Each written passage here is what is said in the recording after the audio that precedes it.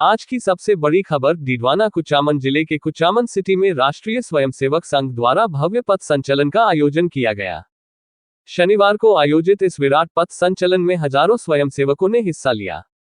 4 kilometre लंबे root से होकर गुजरते इस पथ संचलन में युवा, बुजुर्ग और बच्चे सभी पूर्ण गणवेश में शामिल थे। घोष की ताल पर कदम से कदम मिलाकर चलते स्वयंसेवकों ने अनुशासन का अद्भुत उदाहरण पेश किया। शहरवासियों ने इस पथ संचलन का भव्य स्वागत किया।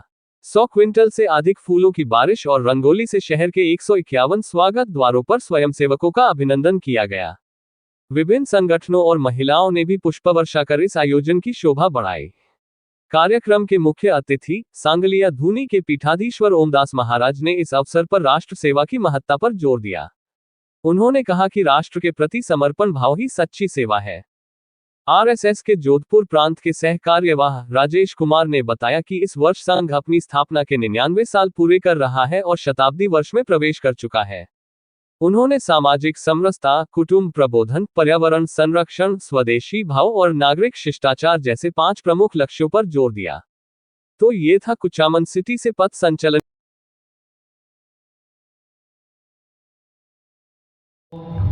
एक बात कहूँगा कि ध्यान मूलम गुरु मूर्ति, पूजा मूलम गुरु पदम, मंत्र मूलम गुरु महावाक्य, मोक्ष मूलम गुरु कृपा। कि जब जीव इस धरती पे आता है तो न तो कोई वो कलेक्टर होता है, न कोई आईएएस होता है, न कोई आईपीएस होता है, न कोई साधु और न सन्यासी होता है। वो जिस प्रकार का कोर्स करता है उस क्षेत्र में सफल व्यक्ति का उसे सानिध्य चाहिए, वो उसी प्रकार की मंजिल तय कर लेता है। आज हम देखते हैं, हम पूर्व का भारत देखते हैं तो हमारे पास सब कुछ था, शिक्षा थी, धन संपदा थी, हम चारों ओर से बिल्कुल सफल थे। लेकिन कुछ एक लोग ऐसे आए जिन्होंने हमें अस्त व्यस्त करके हम पे राज किया। अब हमें सब एक होकर के एक मंजिल तय करनी है और एक जादम पे बैठना है और भारत का निर्माण करना है।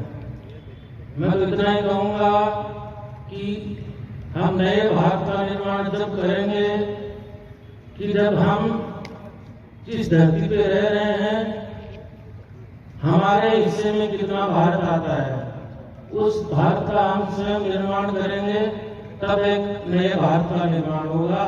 जय भारत माता की, जय साहिब की, जय सनातन, जय संविधान। एक विषय है सामाजिक समरसता। आज जहां भारत के वैज्ञानिक चंद्रमा के दक्षिणी छोर पे पहुंच रहे हैं, दक्षिणी छोर को छूते आ रहे हैं, वहीं अपने पड़ोसी को छूने से हमको छुआछूत भेदभाव हो जाता है। आज एक दिशा में बढ़ने की आवश्यकता है, एक जलाशय, एक मंदिर, एक संस्थान, इस दिशा में बढ़ने की आवश्यकता है। सारे समाज में एक आत्मता, समरसता निर्माण हो, इसके लिए प्रयास करने की आवश्यकता है। दूसरा विषय है पर्यावरण का। आज पर्यावरण का प्रदूषण केवल किसी एक देश की, किसी एक समाज की समस्या नहीं है, तो वैश्विक चुनौती के रूप में पर्यावरण का प्रदूषण दिखाई देता है। तो आज अधिकतम पेड़ लगाने की, पानी के संरक्षण की, प्लास्टिक के निर्मूलन की आवश्यकता है, जैविक खेती को बढ़ने की आवश्यकता है। इसके लिए सारे समाज को प्रयास करना पड़ेगा। तीसरा विषय है कुटुंब प्रबोधन। आज परिवार छोटे होते जा रहे हैं। परिवारों में जो संस्कारों का सतत प्रवाह चल रहा था वो प्रवाह समाप्त होता जा रहा है। परिवारों में एक संकल्पना क्या चली है, ड्रीम टू हैप्पी। आज सब लोगों को इस दिशा में सोचने की आवश्यकता है। अपने परिवारों में भजन, भोजन, रमण, भाषण, इन सब के माध्यम से अपने परिवारों में वर्तमान के विषयों को लेकर के जागरूकता बढ़ सकती है, अपने परिवार की भूमिका बढ़ सकती है, इसके लिए सोचने की आवश्यकता है। चौथा विषय नागरिक शिष्टाचार का काम कर सकते हैं। अपने कर्तव्य के माध्यम से अपने अधिकारों की रक्षा होने वाली है, इस प्रकार का इंतजार करके नागरिक शिष्टाचार, इसका पालन सभी को करना चाहिए। और चौथा विषय स्वदेशी। तो आज हर क्षेत्र में खान पान होगा, अपनी वेशभूषा होगी, अपनी भाषा होगी, सब में स्वदेशी का प्रकटीकरण हो सकता है क्या?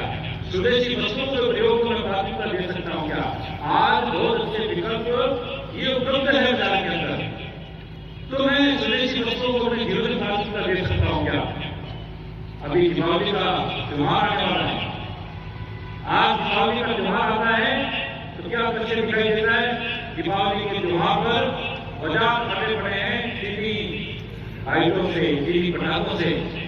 अपने देश के बड़े बड़े व्यवसाय समाप्त होते जा रहे हैं। अपने देश के नागरिकों को विचार करना पड़ेगा, अपने देश का पैसा अपने देश के लिए काम आए, अपने देश का व्यवसाय अपने देश के लिए आगे बढ़े, इसके लिए प्रत्येक व्यक्ति को